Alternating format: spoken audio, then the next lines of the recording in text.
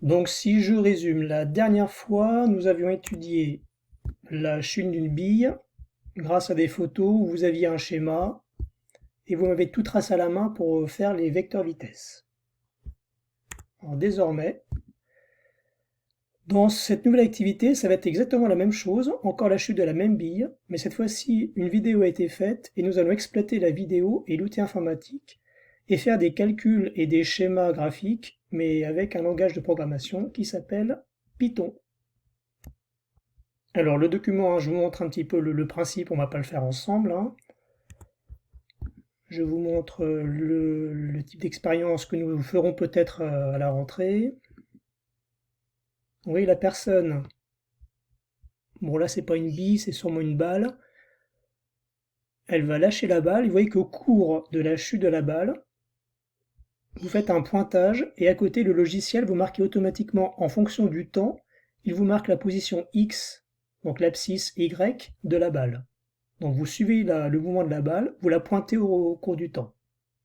Et votre tableau se remplit comme ça automatiquement.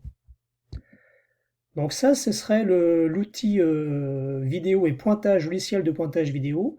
Ce logiciel s'appelle, vous voyez peut-être ici, Avimeca, c'est un logiciel qui est libre, vous pouvez le télécharger, et vous pouvez vous amuser à pointer n'importe quel objet en mouvement.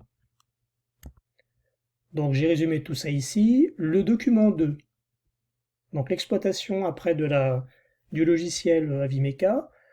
Vous pouvez avoir, en fonction des points, des positions repérées, donc de M0 jusqu'à M5, ici dans ce cas-là. Donc j'ai mis après les mêmes indices, T0 à T5, donc toutes les 0,1 seconde. Il vous a mis les pointages, donc l'abscisse 0 mètre. Alors ça paraît assez logique, un abscisse à 0 mètre, puisque la bille chute verticalement.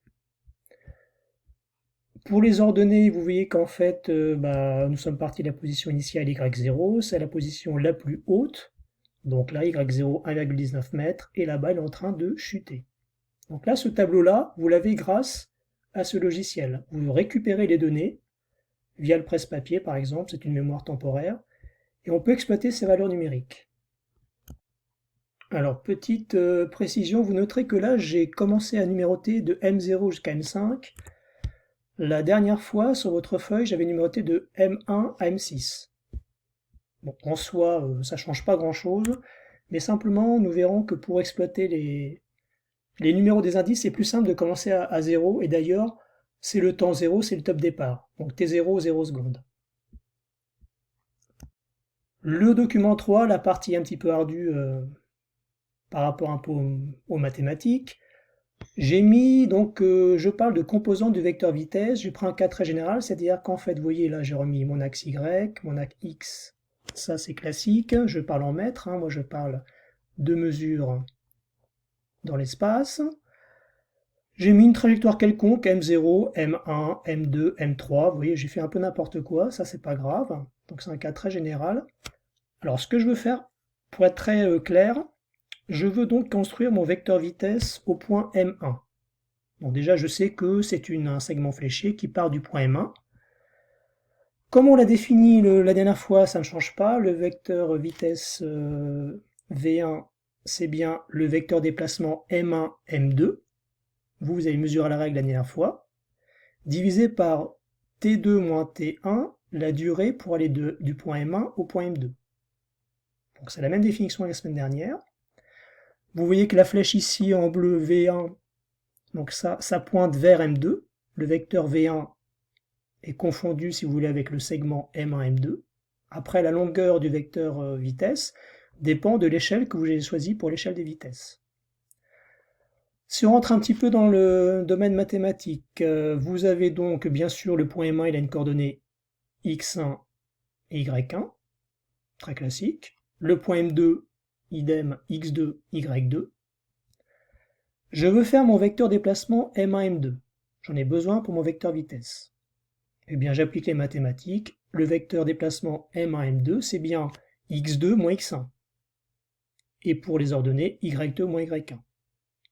C'est un résultat classique des mathématiques. Donc finalement, si je prends mon vecteur vitesse au point 1, j'ai donc mes coordonnées de mon vecteur M1, M2 indiquées ici, et je dois diviser ces coordonnées par T2 moins T1. Donc j'ai bien x2 moins x1 divisé par t2 moins t1. La même chose pour les ordonnées. J'ai simplement y. Alors en physique, on parle souvent de composantes. Donc finalement, mon vecteur V1, vous voyez les pointillés que j'ai mis ici, le vecteur V1, il a une composante horizontale. J'ai mis une accolade V1x. Il a une composante verticale V1y. Donc V1, c'est, on voit un triangle rectangle, d'ailleurs ici, V1, ce vecteur-là, c'est finalement cette composante verticale plus cette composante horizontale. Donc je peux noter V1, c'est V1x, V1y, les deux composantes. Bah, finalement, ces deux composantes, c'est égal à ce que l'on a écrit ici. Donc si on résume, vous avez bien la composante horizontale de mon vecteur vitesse au point 1, c'est bien x2 moins x1 sur t2 moins t1. Et la composante verticale de mon vecteur vitesse au point M1, c'est y2 moins y1 sur t2 moins t1. Ça, c'était pour un exemple particulier pour le point M1, mais on peut définir pareil les composantes de mon vecteur vitesse à n'importe quelle position sur ma trajectoire. Bon, si je note les numéros de 0 jusqu'à un certain nombre, je peux dire par exemple l'indice petit i. Qu'est-ce qu'on peut dire finalement? Le vecteur vitesse au point MI, je prends donc sa composante horizontale, donc VIX. Vous voyez qu'il faut bien prendre l'abscisse du point suivant, I plus 1, moins l'abscisse I. Regardez ici, là, je vais prendre l'exemple 1, je prenais x2 moins x1. Là, c'est important les indices. Donc, je dois prendre toujours, je reprends l'exemple ici pour la composante verticale. Ma composante verticale au point I, il faut prendre l'ordonnée du point suivant, donc le point MI plus 1, moins l'ordonnée du point MI. Et je divise par, là c'est le même principe, TI plus 1 moins TI. Donc la durée entre deux positions successives. Donc voilà la partie un peu ardue mathématique. Grâce à mes pointages, je connais X et Y de mes positions. J'ai les temps à chaque position.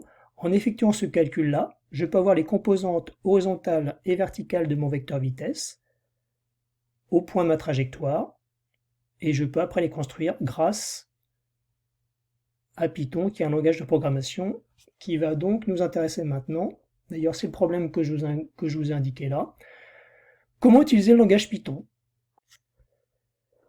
Je vous ai mis deux vidéos, donc prenez vraiment dans l'ordre les vidéos, hein. J'ai mis les numéros exprès pour savoir où vous en êtes. Regardez-les bien, faites des pauses fréquentes et on va appliquer ces notions à notre problème. Je vous montre quand même juste la suite, quand vous avez fait ces deux vidéos, vous aurez besoin de vous connecter, non c'est pas la peine,